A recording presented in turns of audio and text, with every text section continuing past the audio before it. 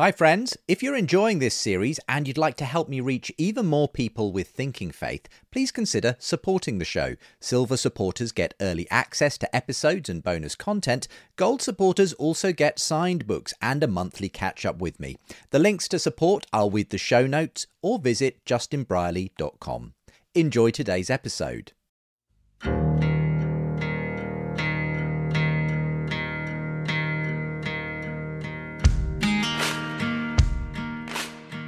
My understanding of Jesus is not someone who rides in with tanks to destroy a civilizational enemy. That was what was expected, and that was why he was so confusing to people. I see a precious soul made in God's image who, in a very dark time, has opened herself up and found something in the scriptures and found something in the Jesus movements that is making a real difference in her life.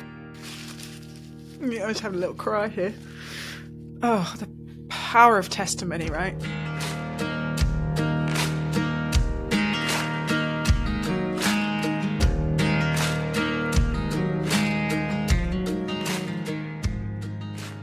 Well, hello and welcome to a bonus edition of the Surprising Rebirth of Belief in God podcast, as we sort of take a break between our last act on the new conversation on God and just before we begin our next act on how we've been shaped by the Christian story. Today, I'm bringing you a conversation on the remarkable story of Ayaan Hirsi Ali, who only last month announced that she had embraced Christianity, having been a leading voice of the new atheists. And I'm going to be exploring Ayaan's story with two guests, Elizabeth Oldfield and Glen Scrivener.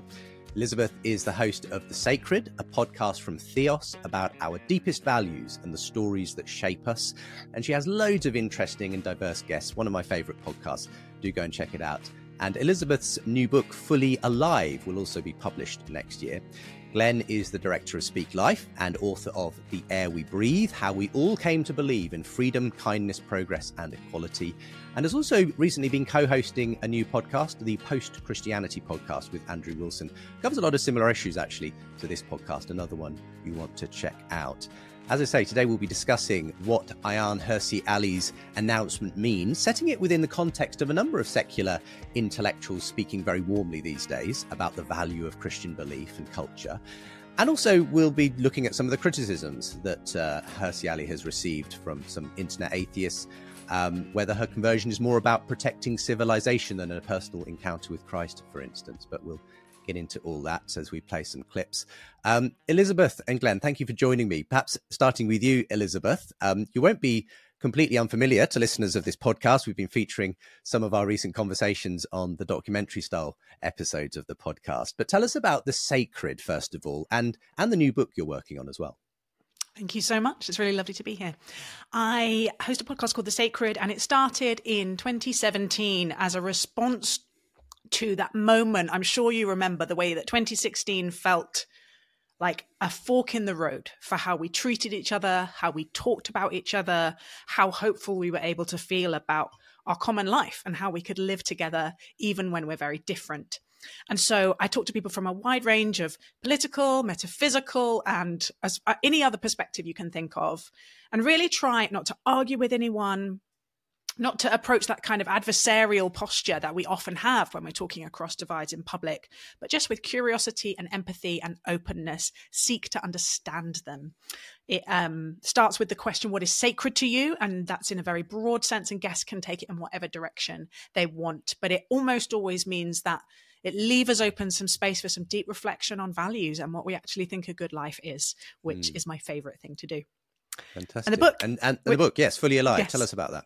Yeah, so that's out in May 2024. The subtitle is Tending to the Soul in Turbulent Times. And I'm really trying to make a case for the value of theological wisdom for those outside the church. I feel like those of us who are Christians have inherited this treasure box, but it is so dusty.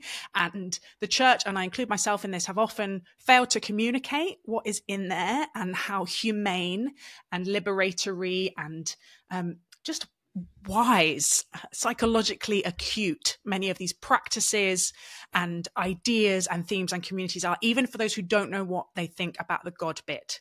And so I'm very much starting from what's the wisdom here that you might need to hear, even if you would never walk into a church.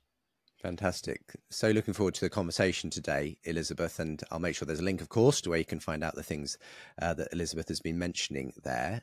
Glen, tell us about Speak Life, for those who don't know, and about your new 321 course as well. Great. Well, thank you for having me on, Justin. So Speak Life is an evangelistic ministry, and we want to make much of Jesus, and we do that in a number of different ways through speaking and writing, and in many ways online as well. And so we're really trying to get into Christians' hands a kind of a shareable faith resources that makes sense in a digital age, and 321 is at the forefront of that. That's sort of a gospel presentation I've been working on for about 13 years, a way of explaining the threeness of God, the two-ness of the world, and the oneness of you. And if people don't know what those numbers refer to, they can go to 321course.com and figure out Jesus' vision for life. It's God, the world, and you according to Jesus.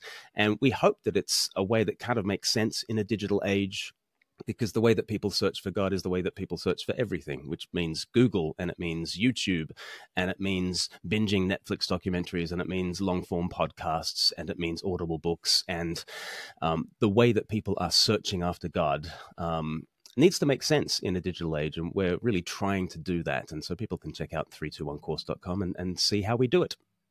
Yeah, and as I say, I've been enjoying the new podcast as well with Andrew Wilson, Post Christianity. Feel like we're tracking in various ways, all three of us in many ways on some of these things, and it just feels like there's a real interesting story to be told in all kinds of different ways about this the where we are in a post-Christian world, what some of the challenges are, but also what some of the opportunities are. That feels like, you know, what your new podcast is about, Glen. Yeah, it's sort of putting a pin in the map and saying, where are we in this cultural moment, and looking at that in historical perspective. And I just have learnt so much from Andrew Wilson, whose new book, Remaking the World, kind of focuses in on 1776 as this sort of watershed moment in history, in the history of post-Christianity. And I learnt so much from doing the podcast, and lots of other people seem to be enjoying it. So, yeah. Yeah, well, links again to all of those things from today's show. We're going to be playing in some clips in our conversation about Ayaan Hirsi Ali today. We did, of course, well, I did reach out to Ayaan Hirsi Ali, but as you can imagine, she's inundated with media requests at the moment, having put out this article about her embrace of Christianity, which went viral a month or two back. So we hope to bring her on the show at some point to talk about it in person. But for the moment, we're going to be talking about it ourselves with the help of some clips from Ayaan and others. First, we're going to play a clip in actually from the recent ARC conference. ARC stands for the Alliance of Responsible Citizens, took place in London recently. It was hosted by Jordan Peterson. And one of the sessions was an onstage discussion, panel discussion featuring Ayaan Hirsi Ali. Just before we play this, I wonder, Elizabeth, if you could give us a very potted idea of what you think ARC is, for those who perhaps haven't come across it before. Honestly, Justin, I'm not sure I can. I think I'm still trying to get a handle on what it is, and it's so new. I always feel like trying to understand something when it's just out of the gate is yes, an impatient thing to do. So I think what it is emerging. But the themes that I'm hearing are about Philippa Stroud, I think's opening talk really set out the stage about a different story. What does it mean to tell a story about what's possible? What does it mean to tell a story that feels hopeful, that could possibly bring people together? So it's a really nervous of apocalyptic language, which I think is interesting theologically. And from Jordan Peterson, you hear a slightly different tone. And this is the thing that makes ARC a little bit hard to get hold of. It's a coalition, which is wonderful. So you get different voices, but the different voices really emphasize quite different things. And from Jordan Peterson, I'm hearing much more concern about the climate movement. And I'm hearing, maybe I'll put it there. That's the emphasis that I'm perhaps most interested in with him. Well, we might dive into that a bit more later on as time allows. Just before we hear this clip as well, Glen, for those who perhaps aren't particularly familiar with Ayaan Hirsi Ali's story, do you want to give a very potted history of where she's been up to now? So Somali-born, grew up mainly in Kenya. I think the early Islam that she experienced was not radical, but then kind of became radicalized as a teenager. She left, though, from Africa and went to the Netherlands to escape an arranged marriage. First of all, she met some very helpful Christians, but she studied in the Netherlands and was surrounded by lots of secular voices and deconverted from Islam. She did a film with Theo van Gogh about sort of Islam and its treatment of women. He was actually killed in the streets by an Islamist, and kind of pinned to his body was a note saying that Ayaan was next. She had actually been a politician in the Netherlands. She then fled to the US, and she has always kind of kept that sense of deconverting from Islam. She became very good friends with Christopher Hitchens, for instance, and a little known fact is that the four horsemen of the apocalypse, of the atheist apocalypse, that is, Richard Dawkins and Sam Harris and Daniel Dennett and who have I forgotten? Hitchens. And Hitchens himself had a filming to do that kind of documentary video, and Ayaan was meant to be the fifth figure, but was not able to make that filming. So she was very close to that movement of the new atheism. She wrote a book about that called Infidel, and wrote about how she had sort of deconverted from Islam and had become an atheist, really. And so therefore, what she said at ARC was really making waves. Well, let's watch what she said. This sort of prefigured, really, her then later announcement of effectively saying she had converted to Christianity. But let's see what she said. Well, just before we get into the rest of today's show, someone we've heard from quite a bit on the podcast is author and speaker Glen Scrivener. Hello, Glen. Hey, Justin. Always great to be here. Well, for a while now, you've been happily pointing people to your online course 321. Where did that come from? It's a passion of mine to help people get to grips with Christian faith and to do it in a way that's attractive and imaginative and deep and that assumes no prior knowledge. So 321 is my way of showing life according to Jesus. We want it to be like a mere Christianity for a digital age.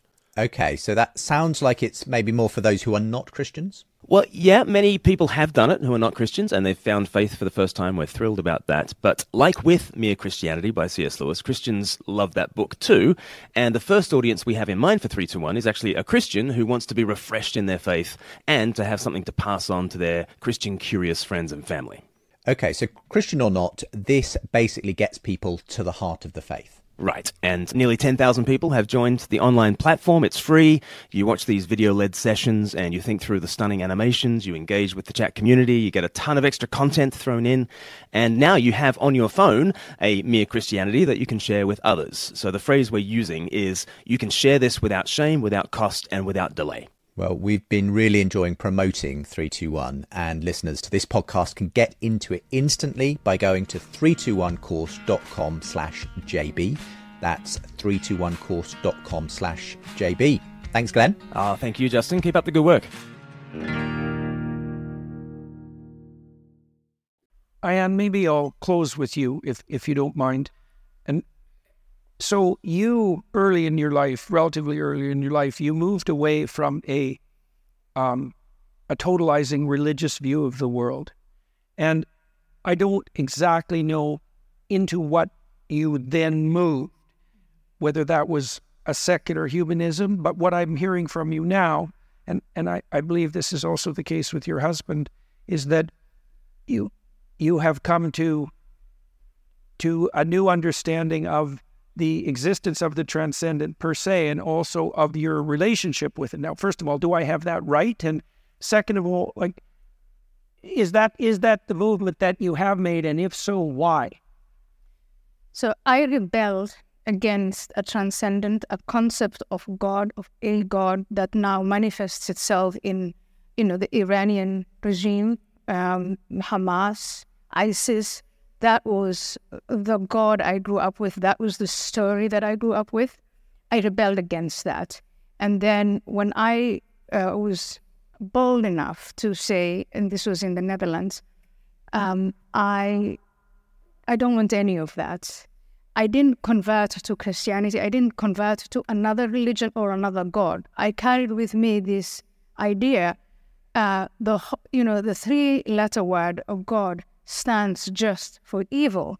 And my best friends became Sam Harris and Christopher Hitchens and Richard Dawkins. These are people I still love and adore. And I think over time, I'm now 53. And so when I was in this state of rebellion, it started for me when I was 32 years old. Over time, I've come to realize, and I wish Christopher was alive today to comment on what we're going through, was we were actually having a conversation about, in my view, the wrong conversation. Does God exist? It was the world built in 6 days. Do we believe in fairy tales? And that was the wrong conversation to have. The right conversation to have, as I said earlier, was to compare what we as human beings, the transcendent that we have imagined and developed over centuries. And so now I can say I am proudly of the Judeo-Christian religion without having to waste your time about, do I really think that the world was built in 6 days? Do I really believe every word in the Bible? No. But I do believe that that's Judeo-Christian tradition, and what it has brought forth is, those are the values that I aspire to, the values by which I live. I was called a Christian by Roger Scruton in 2008, and I said, Roger, no, I'm not a Christian. And he said, but you act like a Christian. And you behave like a Christian, therefore you are a Christian. And I think that's exactly what I would like to say to Richard Dawkins. It's, you act like, I've been to, choral music with him, which he enjoys very much. And he's one of the most Christian people I know. And so I think we've been having this time-wasting debates. And, you grow up, I matured, here I am. But the quotes that you just had about, Western civilization is a cut flower and cut flowers die.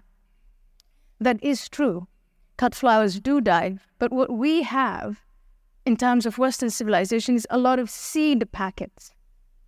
And I want to send you off with these seed packets, which you find in libraries, which you find in, wise people like you, like Roger Scruton, like all these other people that I mentioned.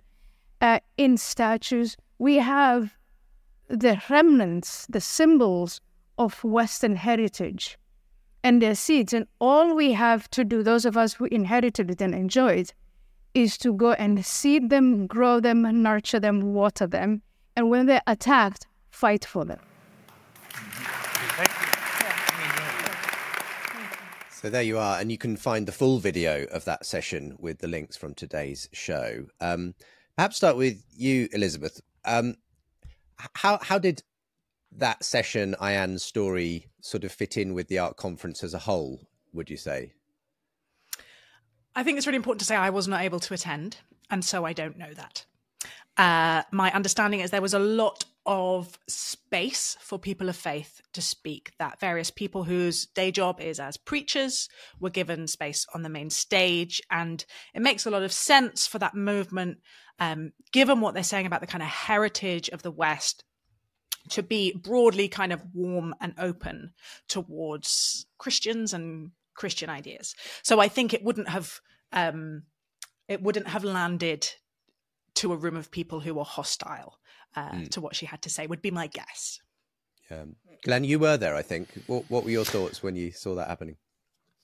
Interestingly, they had a chat facility on the app, and you could ask lots of questions of the panel. And none of the questions were actually taken up by Jordan Peterson, who was hosting.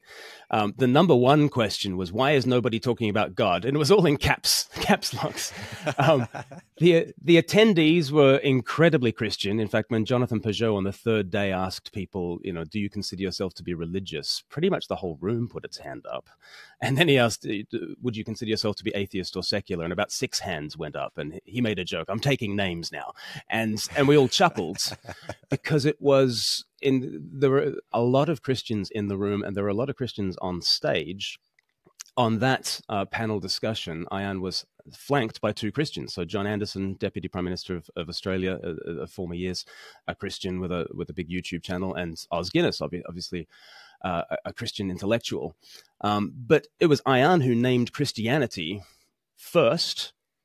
She then kind of later adapted to the civilizational speak of the Judeo-Christian religion, which a lot of Christians have sort of picked up on and said, I'm not aware of the Judeo-Christian religion. Can you show me their worship house? Like what is this Judeo-Christian religion? And so she kind of flipped between, I think her instinct was actually to say Christianity, and she mentioned Tom Holland and sort of spoke in those terms. But she was among a certain audience and wanted to speak sort of civilizationally about the moment that we're in. And so, yeah, I think the entire conference was called A Better Story. And interestingly, on that panel, the one person to actually name Christianity was Ayaan Hirsi Ali as something that embodied the better story. So actually she came closer than the two out-and-out Christians at naming what that better story was, I'd say. Elizabeth, she obviously talked about, she thinks they were having the wrong conversations, the new atheists, about God. You know, was the world created in 6 days? Can we trust the Bible? What do you think about that approach that Ayaan takes, that's not the right conversation, and the conversation she said we should have been having is essentially this kind of civilizational one about, you know, what do we do with the culture that Christianity or the Judeo-Christian heritage has gifted us? I would say I'm very sympathetic to her instincts, because I do think a lot of the discourse around that time was just kind of wildly out of touch with the lived experience of real believers, and actually wildly out of touch with most people's real questions. However, I don't want to sever the two things. I don't think that you can have the fruits without the roots for long, which also I think is what she is saying. But I'm struggling to get my head around her argument, because it sounds like she's saying, you know, we have these fruits of the influence of Christianity on the West, the influence of Christianity on this civilization, which I want to defend. And particularly in her article, that's very like, there is a war of civilizations there. You know, we are a civilization and we need to defend ourselves against this other bad guy civilization.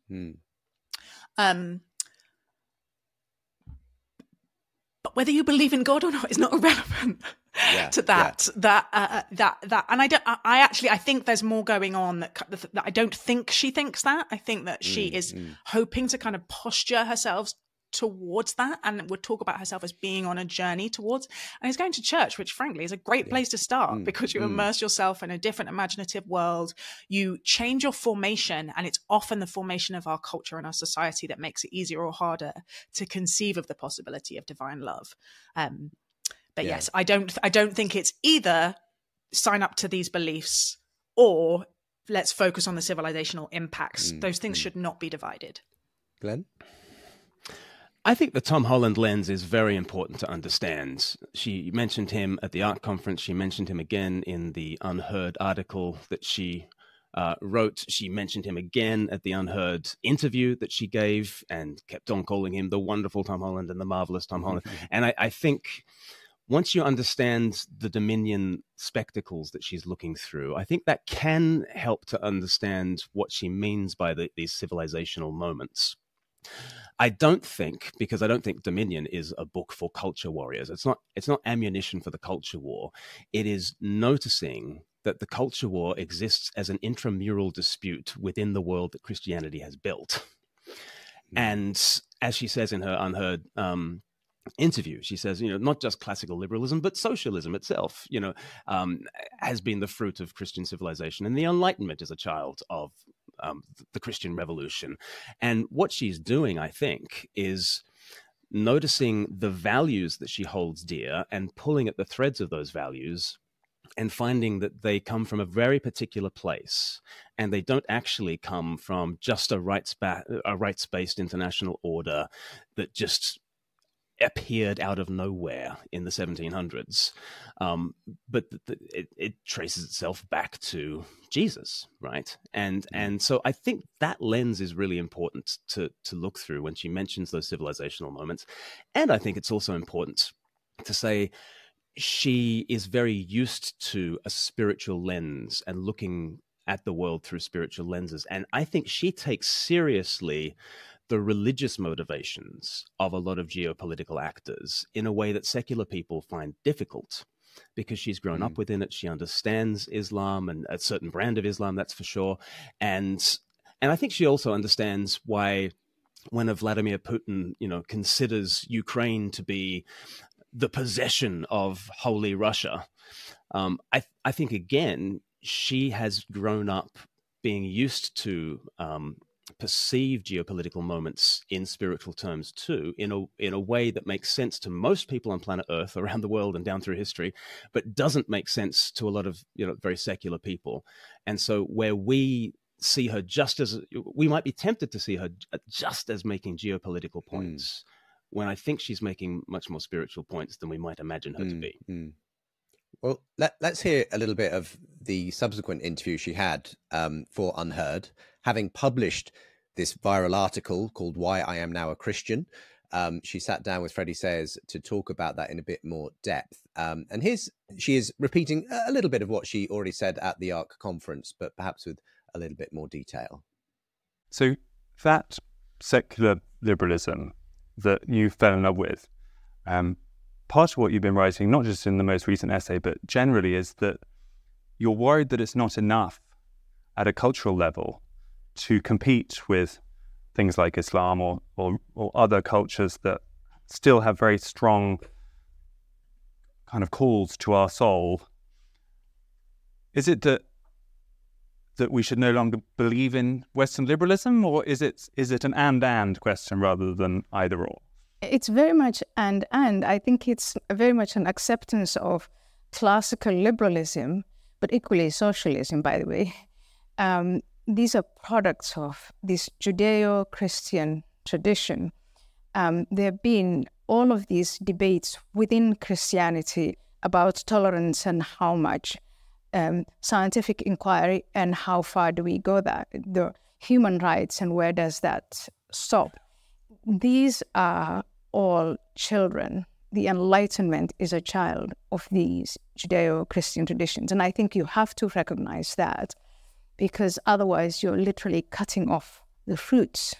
There was, when I was at ARC, the Alliance for Responsible Citizenship, one of the participants said that Western civilization risks becoming a cut flower. And I think that's what we don't want. We don't want to pretend, I don't want to pretend that all of these great things, the nation states, the universities, all of these economic advances, military advances, that somehow they just came floating along with the Enlightenment. I think the Enlightenment is a product of that. And Tom Holland, who also writes for Unheard, in his book Dominion, I think has done a very detailed historical background without hiding the negative stuff, without hiding the bad stuff, where, how these things are linked. And I think we've been asking the wrong question. Can you prove that there is a God? And I'm not sure that that's the right question. If the question was asked, it was answered. To the degree that you have people who ended that debate with, let's agree to disagree. Even that stance in itself is very Christian and very Western. That's not how it ends in Islam. Let's agree to disagree. You don't believe in, so you don't believe in God, give me your head. And so that's, I think, where, and I think we sort of achieved that. And I think it's a pinnacle. And the next stage now is to preserve it for the next generation, to transmit it to the immigrants who have chosen with their feet to come here. So just some interesting additional detail there. And we will come to Ayaan talking in the same interview about the personal journey that she's taken in this respect. But again, talking at that level, Elizabeth, about the sort of civilizational aspect of this, that the values we cherish, they are like a cut flower, and that if we don't nurture them, the fruit may wither without the roots and so on. Glen's described this as being Tom Holland pilled. I don't know if you agree with that phrase, Elizabeth. I mean, it feels like, Tom Holland is potentially becoming, the greatest evangelist of our generation in a kind of somewhat unasked for way. What do you think about the Tom Holland effect here that Ayaan references? Yeah, I think what that book has done for a lot of people is remove a lot of intellectual barriers, and they aren't the ones that the new atheists were going after, right? He doesn't make a case for the kind of physics of creation or the inerrancy of the Bible, or give us a response to this deep old open wound problem of suffering. He just says these ideas that we deep down, most of us long to live by, that feel like the true north of our hearts, are not from nowhere. And that, for so many people, has been enough to make them look again, think again, cleared out enough imaginative space. And I think the key thing, I'm really glad we're going to go on to her speaking more personally, because I'm sitting with this. I think intellectual conversions are incredibly rare, but for a particular temperament and personality, that they happen, or they get that's what gets people to the brink. But I think that for almost all of us, it is the existential longing, is the sense of homelessness and homesickness. And my guess would be that for Ayaan, the same thing is happening for her, which has happened for lots of people, which is they needed someone to say, it's not stupid to explore this. It's a legitimate question to ask. And then the rest, just the path ahead is open. Yeah. When we spoke, and we played it out on a recent edition of the documentary podcast, you said that you've encountered a lot of people who've perhaps been on a similar-ish intellectual journey, but are still sort of fence-sitting, basically. They haven't felt like they can. So is that kind of the additional thing you need, a sort of responding to, in a sense, to the spiritual longing, rather than just thinking, like, well, I can kind of be a cultural Christian and appreciate all the values it has without really committing myself to this in a meaningful way? Yeah, I have to say, much as, it's really nice when people convert, right? It strokes our egos. It makes us feel like we're on the right team. It's really nice to be like, let's stick our flag in that person. People who claim cultural Christianity and then never move anywhere from that make me really nervous. I think there is a land grab and a history of trying to use the power of the symbols and stories of Christianity as a cover for other projects, which are often extremely exclusionary and do not seem to me to be particularly committed to neighbor love. So I'm nervous about cultural Christians. I'm nervous, not honest ones, but ones who get there and stay there, because I feel that saying, I am a Christian, saying it to Richard Dawkins, as she did, you're a Christian, when there has been no attempt to surrender or even orient your life to the path, the costly, difficult, like self-dying path that Jesus calls us to, that feels to me to be a dangerous spot. And yes, that moment of ego death is what a lot of my psychedelics taking, psychotherapy keen friends in the sort of progressive realm, that language makes sense to them. That a moment of ego death where you say, I am not God, but someone else might be. And I want to be in relationship with them. If that doesn't happen, then I think we need to be careful about saying that's Christianity. Glen? Yeah, sure.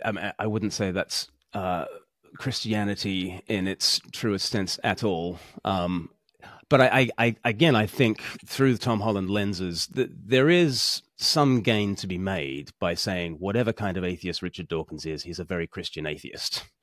And there are certain kinds of Anglican atheists, and there are certain kind of Baptist atheists, and there are certain kinds of American fundamentalist atheists, and you can map Christian denominations onto various forms of atheism, for instance, because we cannot escape the Christian heritage. I think one other thing I'd say about Ayaan talking in geopolitical terms, and she does talk in more existential terms, and we'll get to that, but I think for a public intellectual who's used to thinking geopolitically, I think she's painting on a kind of a global historical canvas, a similar story to the sorts of stories that all three of us hear quite commonly, of someone coming to faith when they have recognized in the local and parochial sense civilizational breakdown, right?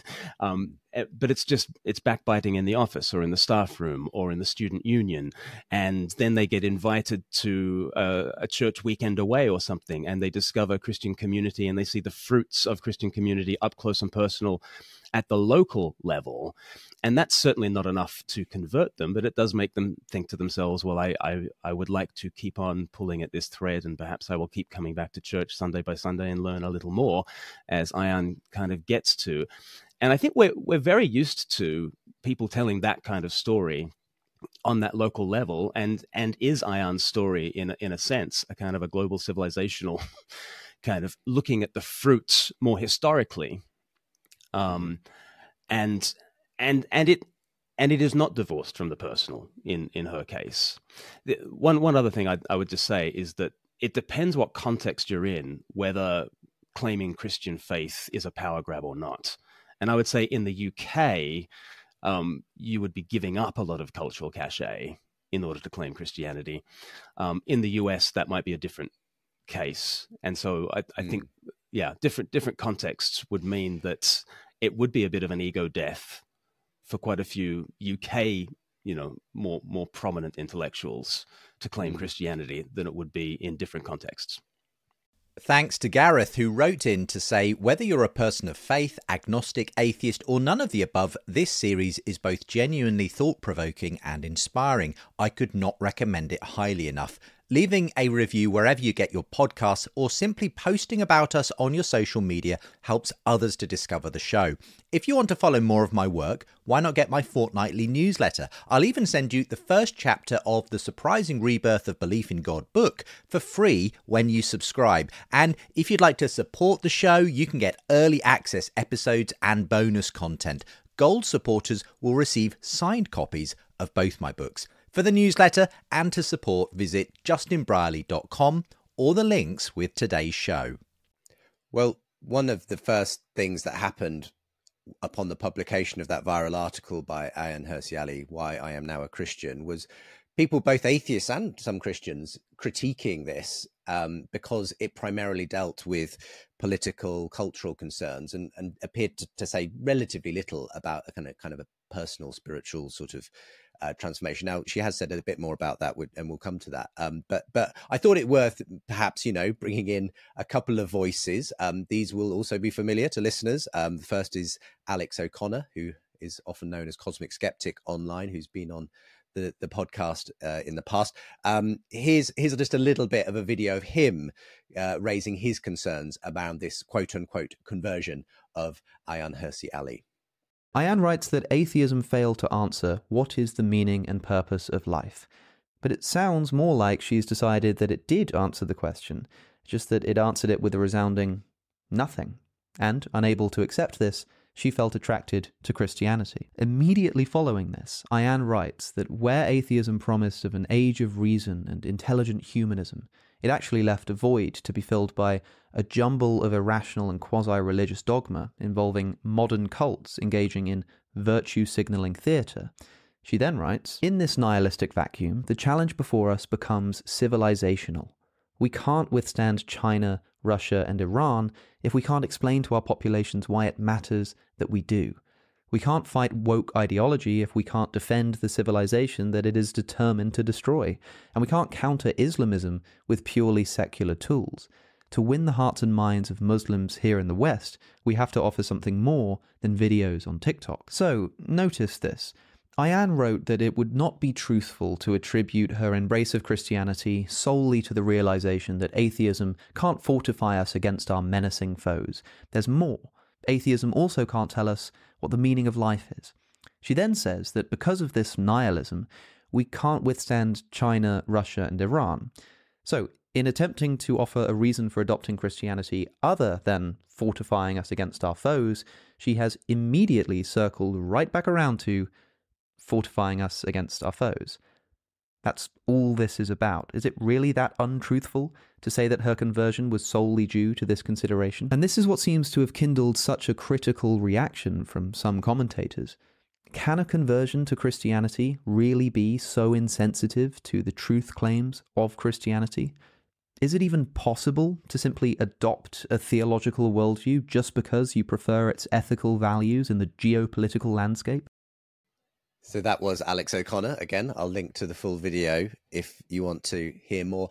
But Alex was one among many, many voices that would immediately in the aftermath of that article saying similar things. This feels like just, another form of essentially right-wing cultural Christianity being used. It's just that Ayaan's decided to say she's become a Christian. Elizabeth, I mean, I know you do have a concern about this, right? As you just expressed, that there is a danger that Christianity kind of gets adopted as a sort of political tool, effectively. So I guess you can understand where commentators like Alex are coming from in his concerns about whether this really represents a genuine conversion. Yes. I mean, one thing I'd like to say that I should have said at the top of the podcast is I think we need to be really careful dissecting other people's journeys. I almost said no when you said, will you come and talk about this? Because I was like, someone has just made an incredibly vulnerable and important step in their life, and then they are surrounded by a swirl of discourse and other people thinking they know what's going on in their heart and mind. And kind of what I want for her is wise people who will not try and make capital out of it and will pastor her and walk with her and tell no one that they're doing so and report it to nobody and not try and make her the symbol for their mission like we are all tempted to do, right? Yeah. Including me. So that's my kind of health warning for anything we're trying to say about someone else's life that we don't understand. My kind of trajectory as I sort of made myself go look at this was definitely worried reading the Unheard piece, not least because of the headline, and that is often not the authors. My understanding of Jesus is not someone who rides in with tanks to destroy a civilizational enemy. That was what was expected, and that was why he was so confusing to people, that this Messiah would come as an outcast from the lowest status, that he would change the world from the bottom up, not through a process of civilizational war, through critical yeast, through slow, loving, changing, inviting, Prince of Peace culture transformation. And so when I read someone saying, I've become a Christian because we need to win the war of civilizations, I did go, oh, interesting. But when you listen to her being as vulnerable as it is maybe possible for her to be, given her formation and her position and the people that she's been spending the last 30 years with, she says these very tender things. I was in despair. I found it almost intolerable to live without the meaning of life. And now I'm going to church and I'm learning what I can. And part of me wonders if, I don't think she's being intellectually dishonest by talking about the civilizational reasons, but that they're maybe easier to talk about. We have language for those things. And in the circles that she's moved, that might be a more respectable reason than I had a homeless heart. And so I went looking for the love of God. And I don't know if I found it yet, but I'm hopeful. Glen, I guess you've sort of, I know, done some brilliant video responses, which I will again direct people to, concerning both, these statements that Ayaan Hirsi Ali has made and the art conference. one of the things I was interested in was your kind of in the same way that Elizabeth has just said, that we shouldn't try to analyze, someone's inner motives too much, because, well, we all come to faith in the end with mixed motives, don't we? Yeah, completely. Nobody comes to faith for the right reason. Like I didn't come to faith for the right reasons, and everybody I meet who winds up in church. I had lunch with a guy yesterday. It was a student lunch, and it was turkey with all the trimmings, and he didn't show up in church beforehand. He showed up for the 1 p.m. sort of lunch, and why was he there? He was there for lunch. That was his first time ever in a church. But guess what? He came along that night, and he's heard the gospel, and he's been absolutely blown away by it. And he's just emblematic of the way everybody shows up in church. Everybody shows up in church because they've just lost their job, or their marriage has fallen apart, or their daughter has an eating disorder, and they are at the end of their rope, and they've tried everything else and it hasn't really worked. And is it possible to view Ayaan's kind of statements as a geopolitical version of that? Is it also possible to view when she is diagnosing the spiritual root causes of geopolitical conflict? I think someone like an Alex O'Connor or a Stephen Wolford will not perhaps have the spiritual dimension to be able to understand that this is not just playing geopolitics, but she actually is able to look at geopolitical actors and say they are being motivated by what they consider to be sacred. And that might be a complete mystery to a modern new atheist, but it is not a mystery to the actual actors that we're talking about. And is this a version of the sorts of stories that I hear constantly from modern adult converts, where they just say, I've tried everything else, it hasn't really worked, there is a God-shaped hole in my life, I'm giving church a shot, and we'll see. Now, would I baptize someone off the back of that confession? No, I would not. And, if this is a baptismal declaration, then it is lacking, because in the baptismal declarations, we turn from Satan, we don't turn from wokery, right? Like there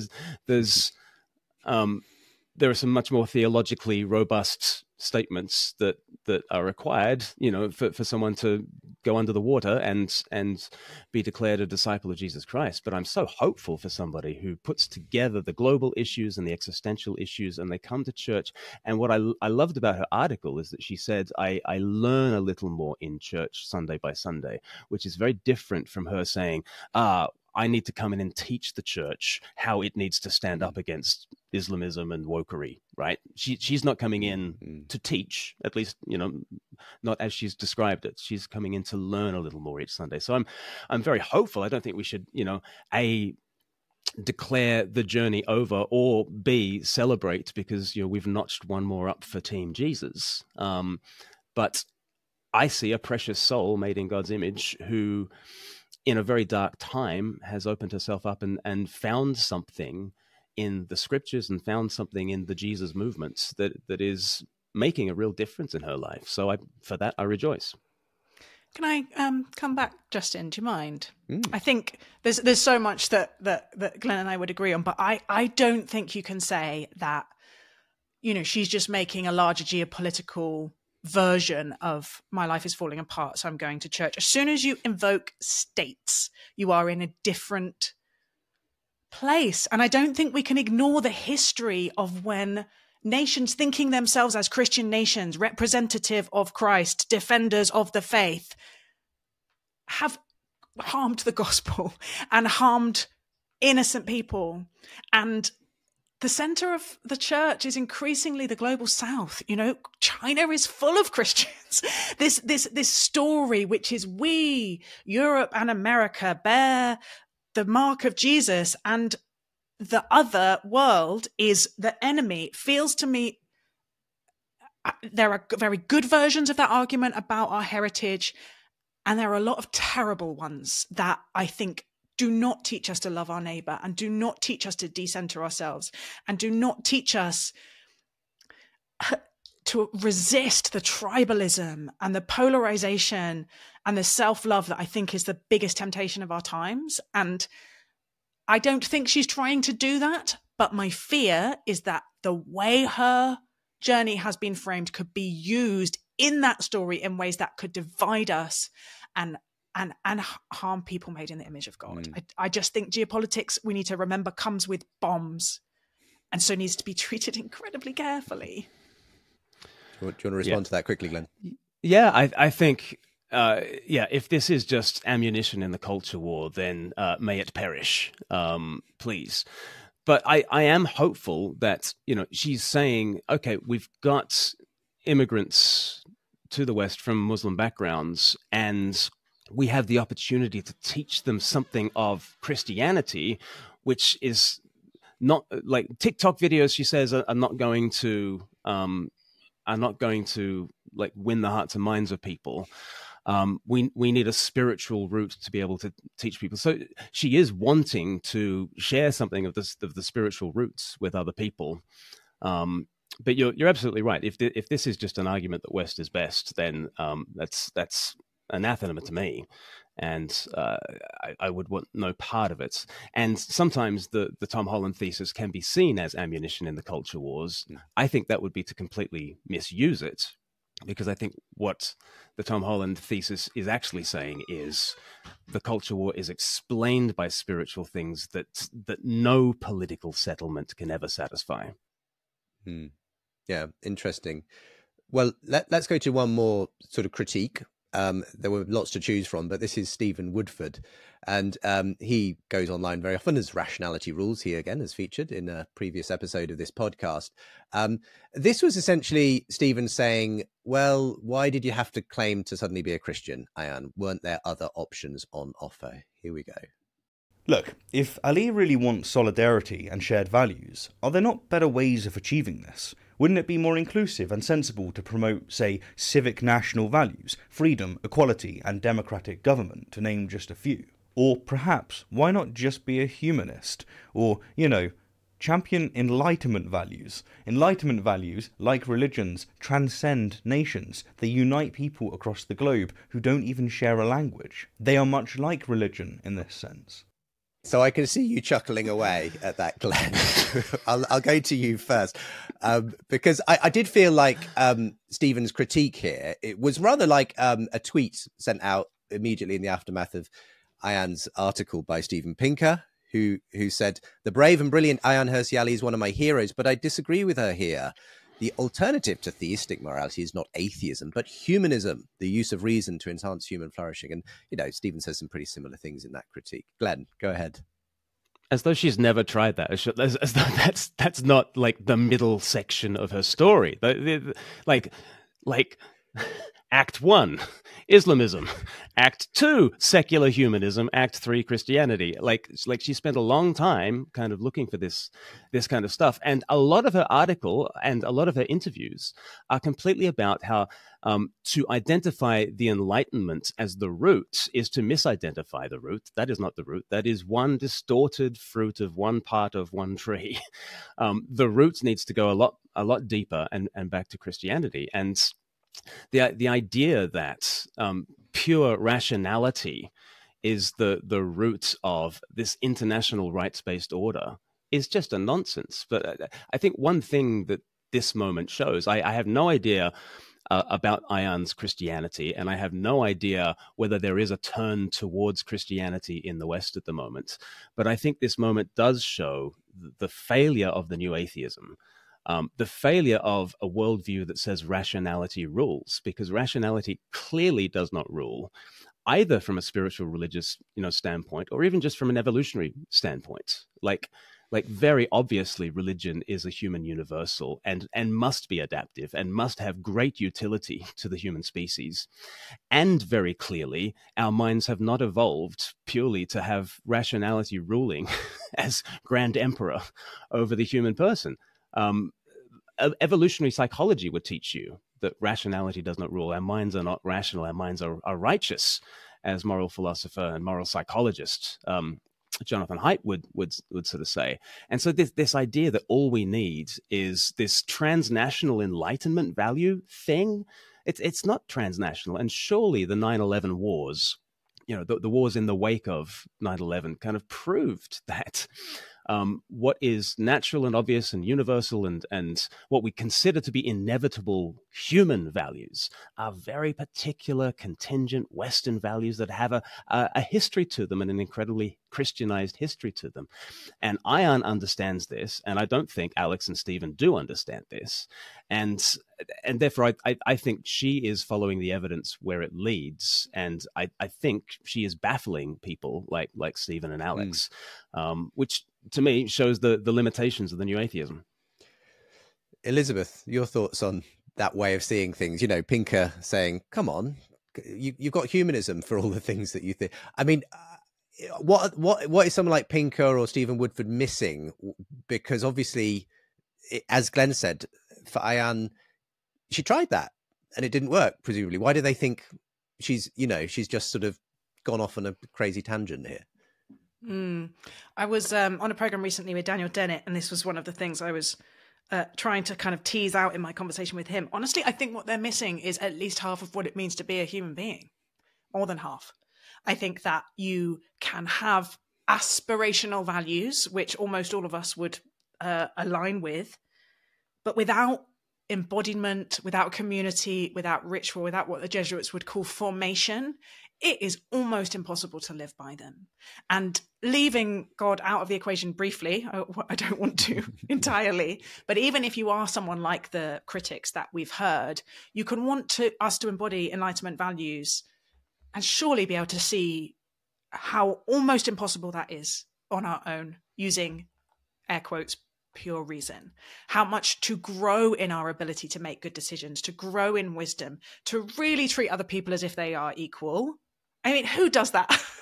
to really make the decisions that are for the good of other people as well as us, even just our spouses, even just our friends, that without a rigorous moral and spiritual path, those things are just hot air, honestly. And that is what I think that Ayaan is seeing. That she's not. I think she's not sure whether what she thinks about Jesus, what she thinks about God, but she knows she needs more than just like a value statement on a corporate wall. Yeah, let's go to a final clip. This is the clip I've been promising of Ayaan sharing a little bit more of her own personal journey. And again, this was from the interview with Unheard. I will link, of course, to the full conversation. A lot of people were also questioning what appeared to be a more of a sort of practical way of making your faith decisions. That was very discussed. I mean, the article has been read many hundreds of thousands of times already since Friday, and no doubt will continue to be. But I did notice that as a common response, which is, it felt like a justification or a discussion of Christianity as a mechanism to resist cultural collapse almost. And there was not so much of a personal journey, not so much about your own faith. Is there anything that you would expand on that?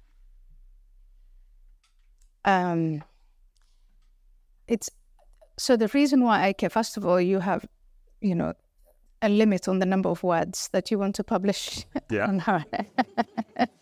And I'm expanding this into a book. But yes, there's a very personal story. I don't know to what extent it's useful, but on a very personal level, I went through a period of crisis, very personal crisis of fear, anxiety, depression. I went to the best therapists money can pay. I think they gave me an explanation of some of the things that I was struggling with, but I continued to have this big spiritual hole or need, as you call it. I tried to self-medicate. I tried to sedate myself. I drank enough alcohol you could use to sterilize a hospital. It would not, nothing helped. I continued to read, books on psychiatry and the brain, and none of that helped. All of that explained a small piece of the puzzle, but there was still something that I was missing. And then I think it was one therapist who said to me early this year, I think, Ayaan, you're spiritually bankrupt. And at that point, I was in a place where I had sort of given up hope. I was in this place of darkness, and I thought, well, what the hell? I'm going to open myself to that and see, asked her, what are you talking about? Mm. And we started talking about faith and a belief in God, and I explained to her that the God I grew up with was a horror show. He created you to punish you and frightened you, and as a girl and as a woman, you're just a piece of trash. And so I explained to her why I didn't believe in God, and more than that, why I actually hated God. And then she asked me to design my own God, and she said, if you had the power to, attribute a higher power, if you had the power to make your own God, what would you do? And as I was going on, I thought, yeah, right, that's actually a description of Jesus Christ and Christianity at its best. And so instead of inventing yet another new God, I started diving into that story. And so far, my husband and I went about, both of us saying we're atheists, and now I like this story. I explore it, and the more I look at it, the more, I don't want to say I'm fulfilled, but I feel I no longer have this need, this void, I have to say, and I feel like I'm going somewhere. Elizabeth, be interested in your thoughts on what Ayaan had to say about that personal journey. Yeah, I was having a little cry here. Yeah. Oh, the power of testimony, right? Like that. It was so interesting to me how she framed that, and it speaks so much to that formation as a new atheist. It's personal, so therefore I don't know if it will be useful. Mm-hmm. All of this, I think, connects so interestingly with the Ian McGilchrist stuff about brain hemispheres. The instinct to make things abstract and universal is really useful in some cases, and trips us up so much, because the most personal, the most particular is the most universal. And the phrase that's often used about the incarnation is the scandal of particularity. And, you can dress it up however you like. And I think talking about the article and the civilizational stuff is all interesting, but that felt like the most honest thing, right? I was in despair, and now I'm not.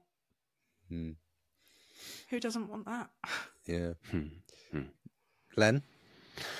And Jesus Christ is the God I can believe in. And very often, if I'm talking to an atheist, and especially of the new atheist breed, I will kind of say, which God don't you believe in? And, I got that line from Tom Wright, who, would use it as chaplain of Worcester College at Oxford. He would say to a whole bunch of 19 and 20-year-olds, which God don't you believe in? And they'd stare at their shoes and not really know how to answer. And they'd end up describing some distant monster. And he would say, well, I'm an atheist as regards that God too. Can I tell you about Jesus? Can I tell you about the God who is revealed by Jesus? And the power of Jesus to convert people, the power of Jesus, when he is lifted up, he will draw all people to himself, he says in John chapter 12. And I think that's so hope-giving to just regular Christians, that just as we present Jesus, it doesn't have to be clever, but there is an attractiveness to Christ at the existential level. And I think that frames what Ayaan meant at ARC when she said, we don't have to get into the older debates about did God build the world in 6 days sort of thing. And people thought to themselves, is she therefore abandoning the idea of truth? And I don't think she's abandoning the idea of truth. I think she's just recognizing that it's related to those two other transcendentals of beauty and goodness. And she speaks much about, the goodness and the fruit of Christian civilization, at least. But there's also that beauty element as well. Could you imagine a greater God than Jesus, who would come and stoop and serve and suffer and bleed and die for the world. Could you imagine a greater God? And she's saying, nope, I can't top Jesus.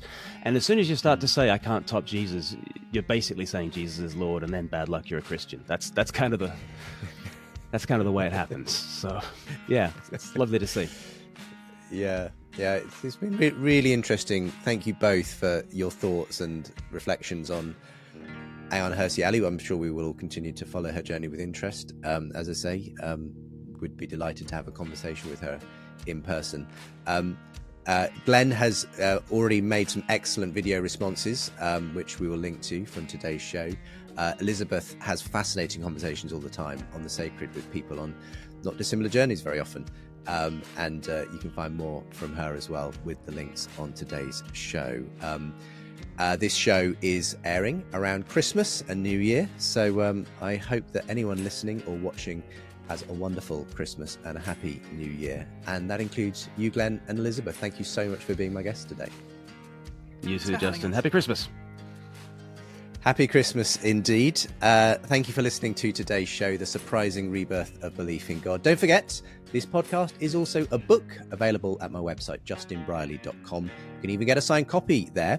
Coming up next time on the show, more surprising conversions. The curious case of Paul Kingsnorth and Martin Shaw. Why are poets and storytellers being drawn to Christ? And just a final reminder, you can listen to next week's show right now when you become a supporter of the Surprising Rebirth of Belief in God podcast. Just click the link with today's show and you'll get access to the early release podcast episodes plus more bonus content. For now, thanks for being with us. We'll see you next time.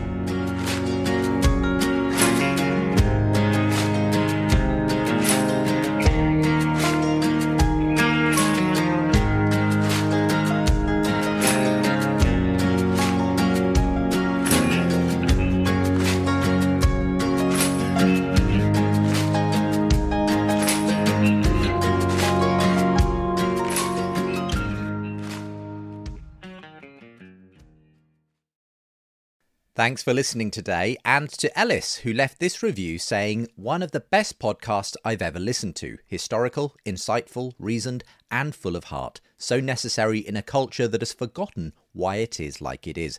Just bought the book too. If you can leave a review, it helps others to discover the show. And if you want to buy the book, like Ellis did, you can get a signed copy from my website. As it happens, gold supporters of this show get signed editions of both my books anyway, plus lots of bonus content and early access. And of course, your support makes a huge difference to me being able to produce this podcast. So for the book or to support, visit justinbrierley.com or follow the links with the show notes.